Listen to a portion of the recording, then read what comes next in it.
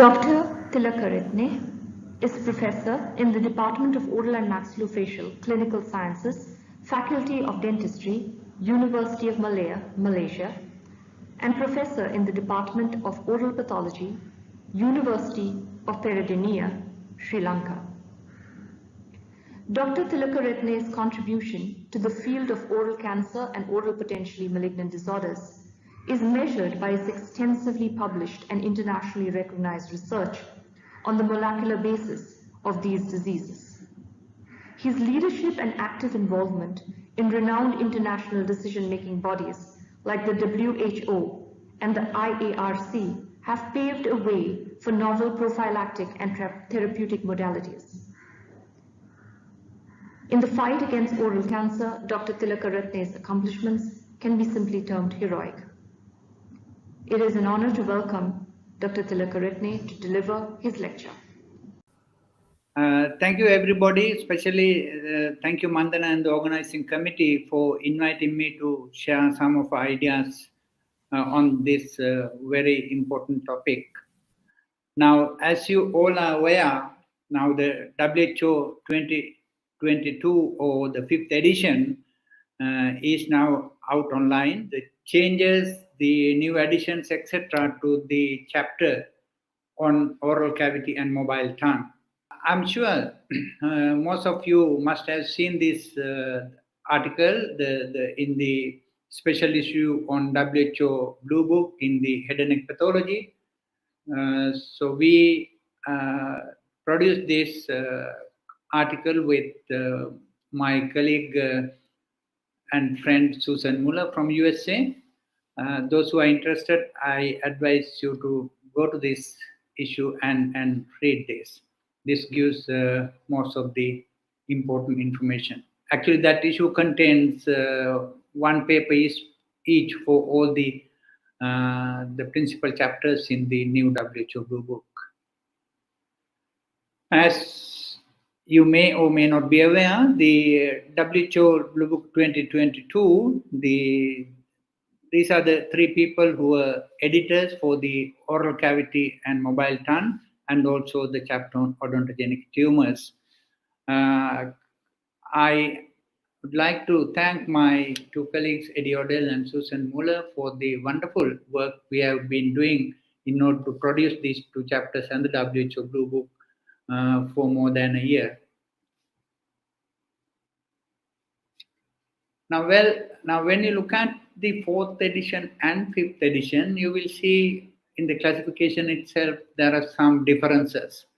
Now, this time, the WHO Blue Book is expanded actually. It has almost 17 chapters compared to the last time, including the common entities that you can see in different sites of the head and neck into chapters. For example, now in the past, in the last edition, we had soft tissue tumors, lymphoid tumors, salivary tumors, etc., even melanomas in the particular chapters. Now, oral cavity and mobile tongue has those things, and the larynx, nasopharynx, all those areas had the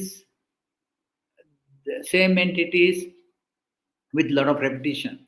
So therefore, this time we decided to have separate chapters for those things and to move from local sites, the specific topics from local sites to that common chapter. So therefore, that is why this time there is a long list of chapters in the WHO Blue Book 2022. Those who have seen it already, it is online. I think yesterday Dr. John Wright showed you the link that you can subscribe. Of course, you have to pay some dollars. I think about $100 you have to pay, but it is worth. For those who are interested in reading the text, the printed text, like us, so you can wait to get the printed book. Now, when you look at this, you can see some differences. Now, if you see the first one in the 2022, non-neoplastic lesions, we did not have a section called non-neoplastic lesions, but we introduced that and brought in necrotic salamatoplasia. Although it is not a tumor, it mimics histologically and clinically squamous cell carcinoma. Therefore, we have a separate section on necrotic salamatiplasia. Then multifocal epithelial hyperplasia was in a different section last time, the reactive lesions. Now it is, sorry, not in the reactive lesions, in the papillomas. Now we got that into non-neoplastic lesion because it does not have neoplastic nature. They are self-healing lesions. Then oral melanoacanthoma, again, we brought it to non-neoplastic lesions. You may be aware, or the melanoacanthoma in the skin is a neoplastic entity, but it is people do not believe the same for the oral mucosal melanoacanthomas, but it mimics malignant melanoma sometimes at the beginning, because the early phase of oral melanoacanthoma, the lesion spreads very fast. So therefore, we got this, the neoplastic mimics into this non-neoplastic lesions category. And the squamous cell papillomas in the 2017, you can see we have a breakdown of various things. But to be in par with the other chapters in the WHO book, like larynx, nasopharynx, etc., we also use the word squamous papilloma rather than squamous cell papilloma, because that is how other the chapters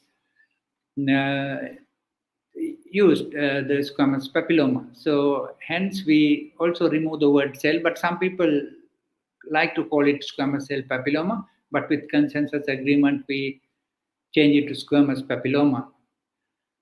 And most of the changes you see in the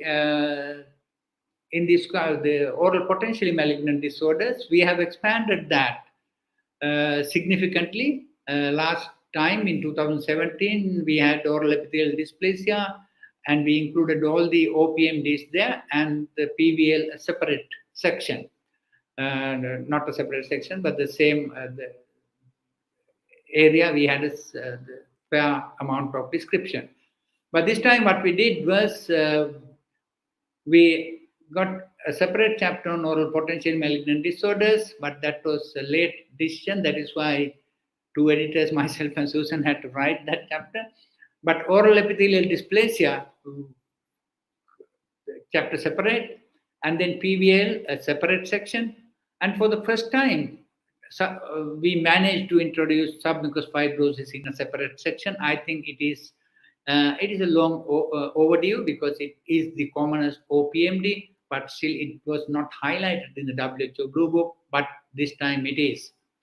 And another thing that we added was the HPV associated dysplasia, because a very small subset of leukoplakias may be associated with high risk HPV 16, that is. And then when it comes to squamous cell carcinoma, also we have separate sections on verrucous carcinoma and carcinoma caniculatum. Why? Verrucous carcinoma and carcinoma caniculatum, both, out of all the oral sites, the head and neck sites, that is, oral cavity is the commonest site. So therefore, we have designated separate sections for verrucous carcinoma and carcinoma caniculatum.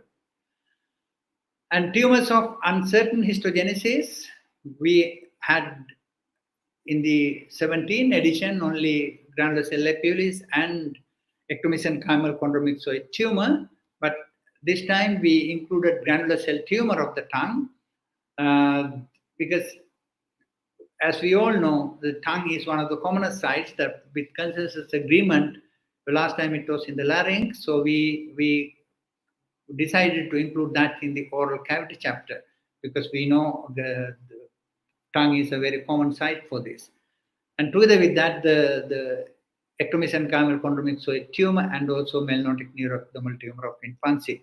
So those are when you look at the classification, those are the changes. But now you can see the soft tissue tumors, the melanoma section, the salivary type tumors, hematolymphoid tumors, they all have gone. They all have gone to separate chapters, because we have designated separate chapters on those. Right. We'll look at some of these entities in little detail.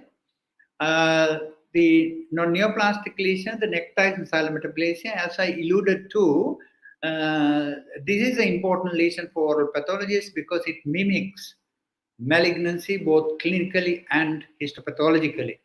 Now, this is the definition we have in the WHO Blue Book. Nectar salamatiplasia is a reactive, self-limiting inflammatory condition of salivary glands, usually resulting in necrosis or degeneration of salivary acini and ductal squamous metaplasia. Another feature that we see, more importantly, is the pseudoepitheliomatous hyplasia of the surface epithelium. That is the feature which gives the wrong diagnosis of squamous cell carcinoma sometimes. I remember about 20 years back, I have seen 2 cases of nectar salamatiplasia diagnosed wrongly as squamous cell carcinoma in 2 young patients. So that is something that you need to be very careful of. The etiology is not 100% sure, but it is associated definitely with trauma or vascular compromise or hypoxia. So that is evident when you look at the other sides. Not only this occurs not only in the oral mucosa, it occurs in the larynx, nasal mucosa, etc. In those sites, the cases usually the reported after radiotherapy to the malignancies on those sites. But in the oral cavity, as we all know, as oral pathologists, we do see nectar salamatiplasia without the history of radiotherapy, perhaps due to trauma and compromise of vasculature due to various other reasons. This is what you see in the nectar salamatiplasia. I think this is not a difficult diagnosis if you are familiar with, but clinically you see it is a very necrotic looking ulcer of very short duration, but these lesions usually go on for 4 to 6 weeks and self-heal. So the important histopathological features are this the necrosis of minor salivary lobules, but the lobular architecture is there, but the acini are necrosed. And also you will see the squamous metaplasia of the salivary ducts. And more sinister feature is the pseudoepitheliomatous hyplasia of the surface epithelium. You see that the take-home message is, the clinicians might query, if it happened to be a patient with other habits, etc., they may query squamous cell carcinoma as well. When you look under the microscope, if you don't have a proper biopsy and you do it with a small the amount of tissue, there is a slim chance of misdiagnosing it, because we know we'll differentiate squamous cell carcinomas sometimes. We hardly see any cytological atypia, and the surface epithelium is also not microscopically very dysplastic. Another lesion, the multifocal epithelial hyplasia or focal epithelial hyplasia in the past, or HEC disease. Now, this is again caused by HPV. We know it is caused by HPV 13 and 32. They are not high risk HPV. The clinical presentation is very characteristic. You get these multiple nodules in the buccal mucosa, buccal sulcus, or lips mostly. And it can mimic the other diseases like oral Crohn's, etc. But very characteristic presentation. Once you do a biopsy, what you see is, acanthotic epithelium, right? These regions become broad and acanthotic, and when you look, the surface cells, occasional cells might show you the coilocytic change. And more importantly, you will see the cytopathic effects of the virus in the epithelium. So that is the most important thing. Now, these are those cells mimicking mitosis. They are not mitosis. We call them as mitosoid bodies. They are the disintegration of the nucleus due to cytopathic effects of the virus. So it is not a difficult diagnosis if you have seen it, but these lesions, most of the time, you don't need any radical treatment. Then the melanoacanthoma, the another lesion that we brought in for the non-neoplastic category. By definition, oral melanoacanthoma is a non-neoplastic process. Remember, as I told you earlier, compared to skin, it is a non-neoplastic process in the oral cavity. It's characterized by the dual population of epidermal and melanocytic cells in the epithelium. Of course, you see the spongiotic epithelium and the melanocytes as well. The most important feature is these lesions at the early stage, there's a rapid growth. Now, when you have a blackish patch in the oral cavity or anywhere else in the human body, when it spread the faster, enlarge the size very rapidly, you tend to think whether it's a melanoma. So you need to understand this. So melanoacanthoma or melanoacanthosis in the oral mucosa can present in that way, right? So you need to remember that. When you look under the microscope, actually this is what you see, the spongiotic acanthotic epithelium, and also you see these dendritic melanocytes extending into the upper layers of the epithelium. If you have any doubt, if you do S100, you can demonstrate dendritic melanocytes even high up in the epithelium like this. So you don't need to treat it. It's not a lesion which transform into a malignancy. Now, the important area, the oral potentially malignant disorders. Now, in terms of definition, this is what we came up with this time. The oral potential malignant disorders are a heterogeneous group of clinically defined conditions associated with a variable risk of progression to squamous cell carcinoma. And we further said most produce clinically visible lesions. It is very much similar to the 2017, but now we know with good systematic reviews, etc., the different lesions have a quantifiable now risk of progression. Not all the lesions have clinically visible lesions, but most produce, especially the syndromic patients, most produce clinically visible lesions. Now, 2017, you can see it is more or less the same, but the last part, whether in a clinically definable precursor lesion or in clinically normal mucosa. So that we replaced with most produce clinically visible lesions. But when you look at the progression rates, you can see now this is a very good review by Ayaka et al. In 2020. Recently, we used this for the WHO Blue Book as well as for the upcoming oral cancer prevention book by IARC. You will see that book will be out in a few months as well. So this is a good review that we use for both. Now, when you look at, we have estimated risks, malignant transformation rates, both overall and annual. Leukoplakia is about 9.5 or close to 10, and annual transformation is about 1.5. OSF, the malignant transformation rate 5.2. We know in the past, especially those people, the clinicians in South Asia, this is very interesting. So if you look at malignant transformation rate in previous reviews and studies, it differs because of various reasons, the selection criteria, etc. But this is a good systematic review. They came up with 5.2%. I think that is reasonable, and the annual transformation rate is around 1%. And PVL, now when you look at some of the studies in the past, they mention about 70% or sometimes almost close to 100%.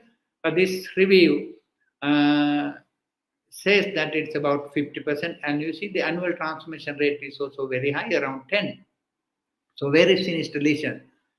And the lichen planus, about 1.4 and 0.28. Now, this is still a controversial area.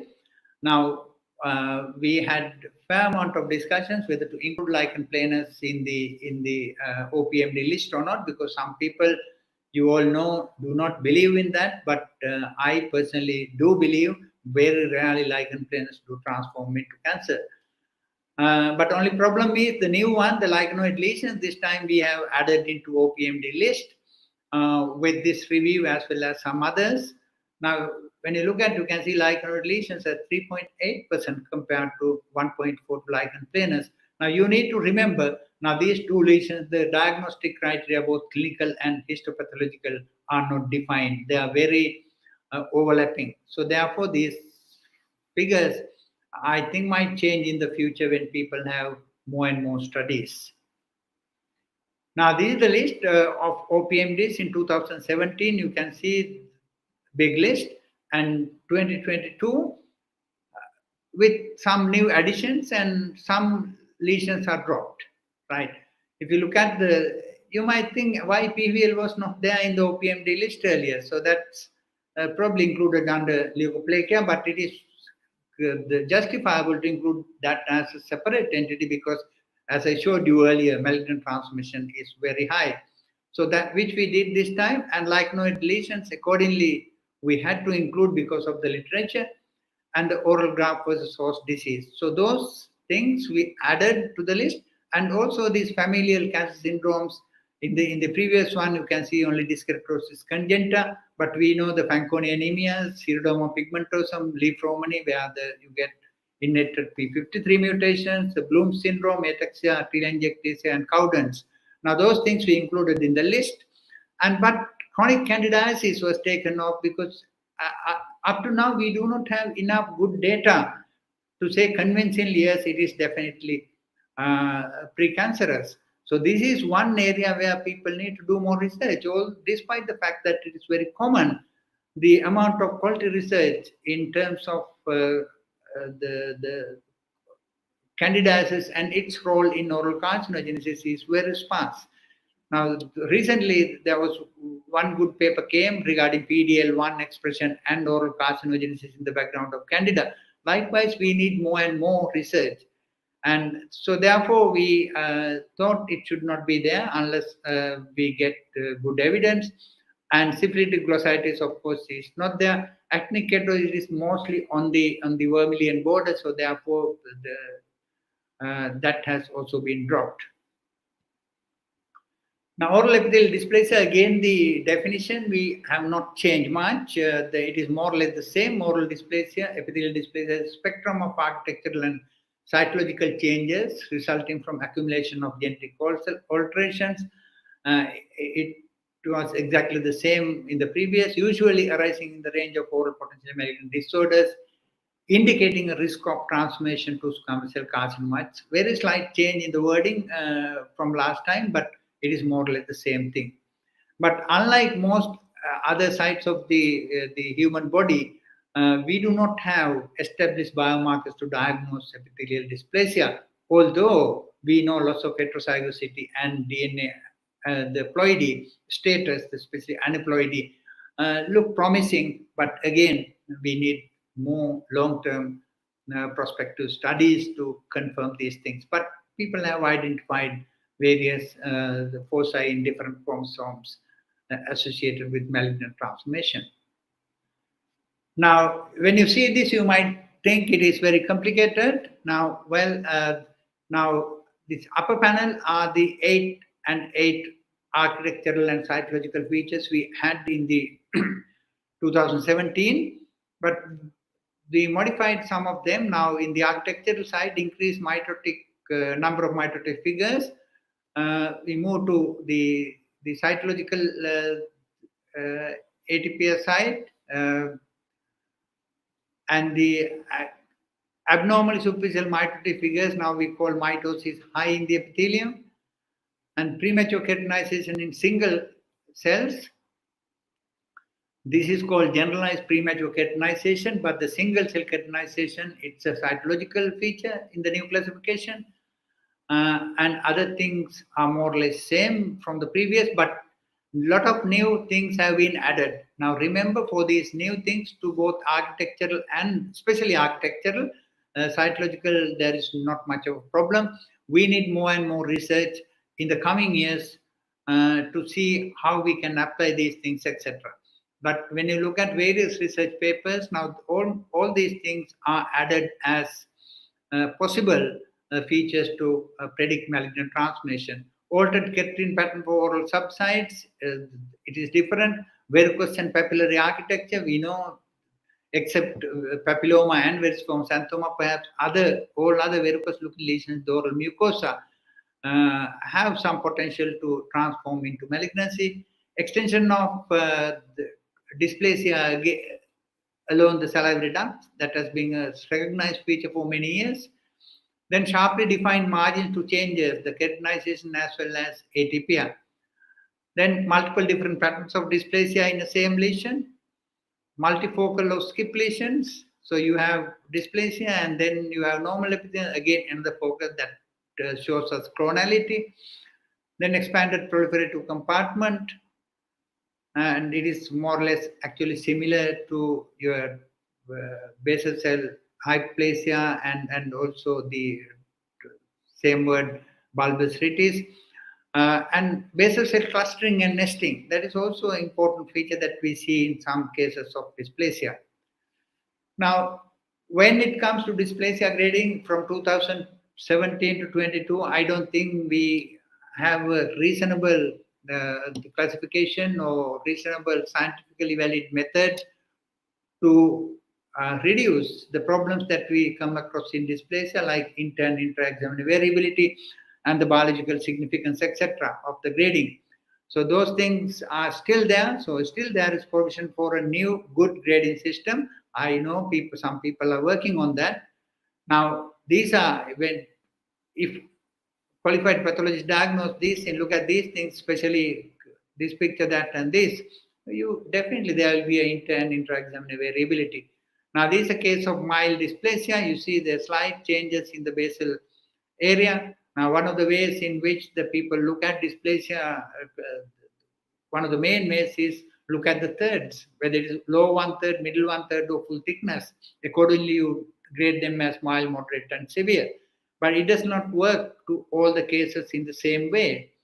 Because sometimes you can have a lot of changes in the lower part of the very significant cytological atypia, either in the lower third or middle third, and those cases actually that can be upgraded into severe epithelial dysplasia, like in this panel. So very high grade cytological atypia in the lower part of the epithelium, so this can be diagnosed as severe dysplasia. But when you have full thickness changes like this, it is not a problem. But this is moderate. You can see it is going up to the middle third. All the cytological atypia features, most of them are there. So that's a case of moderate epithelial dysplasia. Now, some of the features that are described, the verrucous architecture and basal cell clustering. You see now this kind of, so this is a mild one, so you can get verrucous. I will show you in the next slide. It is an associated feature of OPMD. So if you look at, as I said earlier, if you take off squamous papillomas and perhaps verruciform xanthoma, all other lesions that you have the verrucous architecture are slightly high risk lesions. Now, whether when you look at proliferative verrucous leukoplakia or verrucous leukoplakia, they are high risk lesions. So it is when you see verrucous architecture, I think that should ring your alarm bells to say that it is a pre-malignant lesion. Now, you see the clustering of basal cells very specifically in this case. Now, this is the problem area, the verrucopapillary lesions. Now, when you look at these lesions, one of the reasons why we included that as because it's architectural change. Now, definitely these are, or these lesions have a potential to transform into malignancy.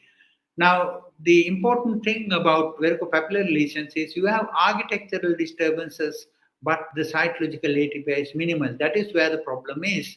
Now, if you look at this, you have a very verrucous and papillary surface. Now, all the architectural changes are there, lots of stratification and keratin, different kinds of keratin pearl formation, individual cell keratinization, etc. But the specific cytological atypia features are not present. So, therefore, in the absence of cytological atypia, also the presence of verrucous surface should be considered as a dysplastic feature. But you have to remember this, most of these features you cannot interpret them in isolation to come to a grade of dysplasia. So you have to look at them in the context. Now, another verrucopapillary lesion, you see now when you look at this, you know, we all know this is not correct, right? When you look at it as verrucous surface and it has a lot of keratinization in terms of keratin pearl as well as individual cell keratinization. but cytological atypia is minimal, but there are definitely dysplastic lesions which transform into cancer. Now, there is another one. Now, this is from one of our patients. Now, the patient has repeated biopsies. Now, all these repeated biopsies at verrucous surface and cytological atypia. Sorry for the quality of the slide. Very little cytological atypia. But when you look at the patient, it looks like cancer. No surgeon would agree to say that there is no invasion in this lesion, but the reality is there is no invasion after repeated biopsies. So therefore, the verrucous architecture should be considered as a very specific feature. It is justifiable to include in the dysplasia features list. Now, sharply defined margins to changes. So when we have this, I think it is also suggesting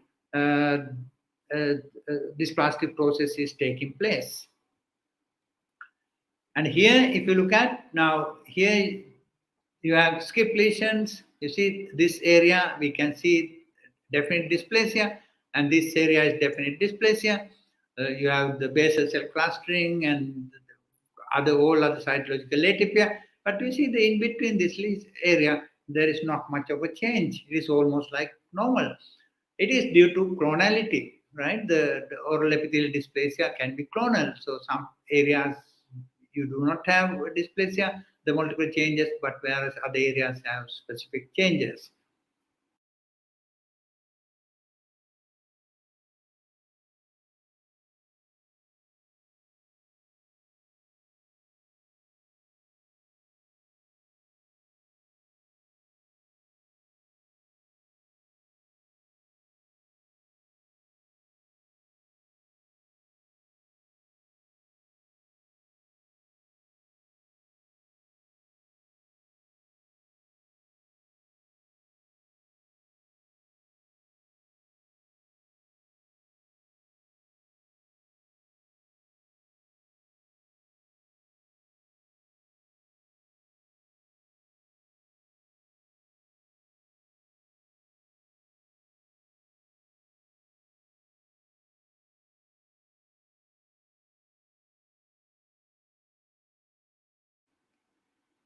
And this is a feature that you all must have been observed with the. You see the dysplastic is a very mild case. Dysplastic process can extend into underlying minor salivary gland ducts. Here you can see there's a mild degree of dysplasia here. And this is the area a little controversial. Now, when you have a lichenoid infiltrate, now how do you diagnose it? Are you going to diagnose it at lichenoid dysplasia, lichen planus, or just keratosis with some degree of dysplasia? Still, this issue is not sorted. But now, remember, in the AOMP guidelines in US, they consider if there is dysplasia in the biopsy, it goes against the diagnosis of lichen planus. Now, when you look at this, but some people do not agree with that. But when you look at this, you can see cytological atypia, you can see exocytosis of lymphocytes, but very significant cytological atypia. The lymphocytic infiltrate is like a band. But in most people, will not diagnose this as lichen planus, right? So it's dysplasia. So similarly here. Now, single cell keratinization, this is what it is. You see the single cells are getting keratinized. Now we have this as one of the cytological atypia features. Apoptotic mitosis, another new feature added this time. You see, when you see apoptosis without the presence of a lymphocytic infiltrate, without there is exocytosis of lymphocytes like in lichenoid lesions and lichen planus, when you have apoptosis like this, they are probably trying to divide, but because of the genomic instability of the DNA, they cannot complete the procedure. Instead, they undergo apoptosis. They are called apoptotic mitosis. So you can see here and there. Information that we get from those is yes, that particular tissue is molecular wise genetically not stable. There is genetic chromosomal and DNA instability. So Therefore, I think that is a reasonable justifiable inclusion to the dysplasia list. Now, what about three-tier or binary grading? So, binary grading, since 2017, we do not have enough studies comparing two systems in terms of malignant transformation. So therefore, we need more studies comparing two systems in relation to inter-examiner variability and malignant transformation. Therefore, the emphasis on binary grading is little less this time compared to 2017. But there are some studies coming from different parts saying that the binary grading has a role to play. So, but we need more and more work, more research. Because some people do not believe in counting number of dysplastic features and come into a high risk or risk. But that we cannot eliminate, but we need to have more and more research to get proper understanding. But if you look at this, the paper coming from Ranganathan's group, again, the kappa values are a little better for inter-examiner variability for binary grading, slightly better. But we need more and more studies whether to accept or abandon binary grading. But we cannot abandon this kind of a grading system. We need to refine and modify and develop it and come to a better grading of low risk and high risk, like in other sites, like in the larynx. So they very successfully use low risk and high risk dysplasia. That should give clinicians a very much easier time to decide on their management. These not from WHO. Now, the Odell's group, they have produced dysplastic features into different categories. Now, having different features, altered proliferation, maturation, organization, cytological atypia, chromosomal instability, clonality, immune response, and altered metabolism. And a huge list. I think this is a reasonable list of features that we see in various lesions, but we need to refine them and decide what features are more closely associated with malignant transformation and select some of those features and come to high risk and low risk categories. I think that is the way forward in order to simplify this issue. Therefore, any successful dysplasia grading system, in my point of view, need this from one of our reviews. It should be clinically relevant. We should be able to identify the cases which need surgical treatment versus non-surgical.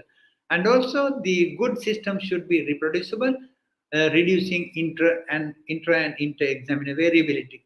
And also, more importantly, it should be biologically significant in order to identify lesions which undergo malignant transformation.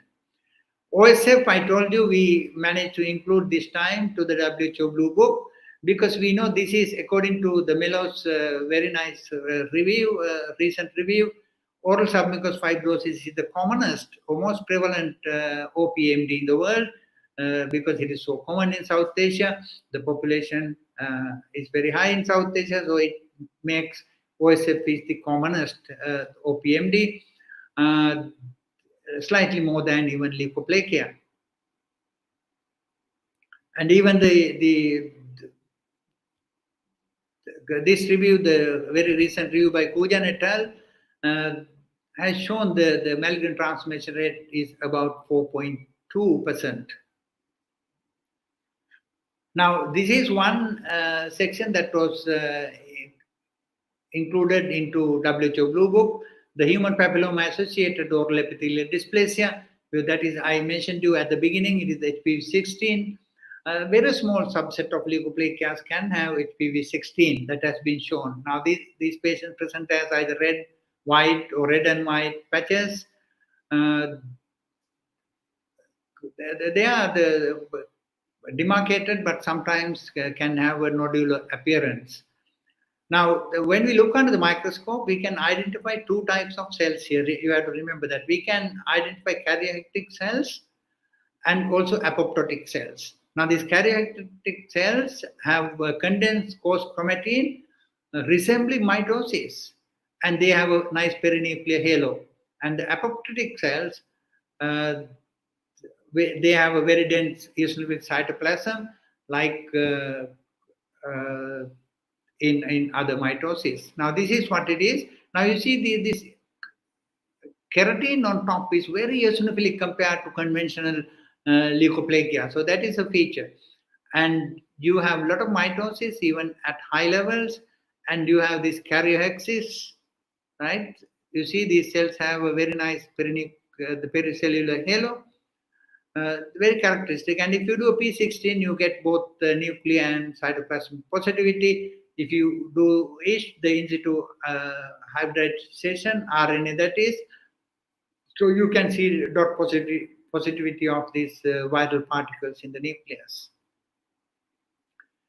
Carcinoma caniculatum is a new entity that we included in the classification, and these lesions are very characteristic. You see, they are primarily endophytic. You see, there is no exophytic component, but you need to remember some lesions may have some exophytic component as well. Very cystic looking, but important feature is cytological atypia is very minimal. You see, very cystic, right? The crater-like lesions on the surface, and a lot of neutrophilic and keratin abscesses, very characteristic, and it goes into bone, but they do not metastasize usually, right? This has even after multiple recurrences or multiple interventions, they usually do not metastasize.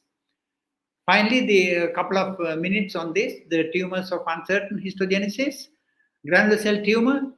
Again, these are tumors like nectine dysplasia. We have to be cautious because you can misdiagnose as squamous cell carcinoma in a granular cell tumor because pseudoepithelial dysplasia can be very, very pronounced.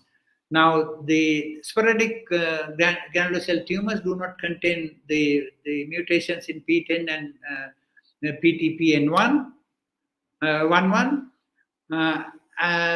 They are usually associated with Leopard and Noonan syndrome and also P10 Hamptoma syndrome. But the sporadic ones that we see on the tongue may not have these mutations. Now, the tumor cells are immunoreactive, we know, for S100 and wide range of things like CD57, SOX10, inhibin, calotrin, and CD68 mainly in the granules. And remember, the real you can get a non-neural granular cell tumor which is S100 negative, right? And also they can show spindling of cells, the mitotic activity, etc. And they do not have this non-neural type, do not have pseudoepithelial metaplasia. And sometimes you can get malignant transformation of granular cell tumors. The spindling and mitosis is a feature of malignant transformation. Now, this is what it is. This, if you have a superficial biopsy, you can wrongly diagnose it as a squamous cell carcinoma. But if you see the deep areas of the biopsy, you see these nice granular cells. Therefore, when you have a tongue biopsy, where is squamous cell carcinoma, make sure that it is a deep enough biopsy. Then ectomesenchymal chondromyxoid tumor. It is characterized by this gene fusion, the RREB1 and MRTFB fusion. So that is characteristic described recently. Now these cells in this tumor range from spindle to stellate to polygonal, and they have a eosinophilic cytoplasm. And occasionally, very occasionally, cells can show atypia, binucleation, etc. And the stroma is myxoid or cartilaginous or collagenous. Now there is diffuse expression of glial fibrillary acidic protein, desmin, S100, SMA, myogenin, CD56, and various other markers weakly positive. But this is the characteristic appearance. You should not misdiagnose this. You see some are spindle cells, some polygonal cells, and you can have very frequently this reticular pattern with nice lace-like arrangement in a very marked myxoid background there. And also you can have very well-developed cartilage, hyaline cartilage-like areas as well. And you might see a couple of binucleate cells, but that does not tell you that it's malignant. Finally, the melanoneuroectotic tumor of infancy. We know this was in a different place in earlier classifications. Now it is in the oral cavity. This is a biphasic tumor containing neuroblast-like cells as well as large melanin-producing cells. Probably it is of neural crest origin.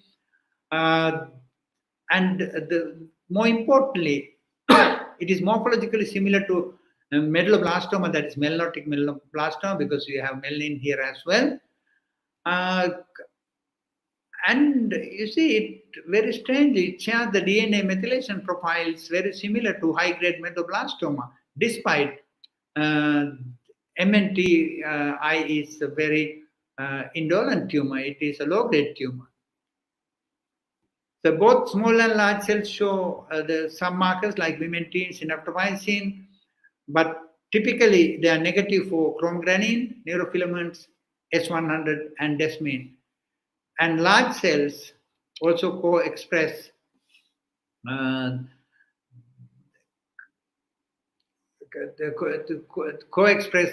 cytokeratin as well.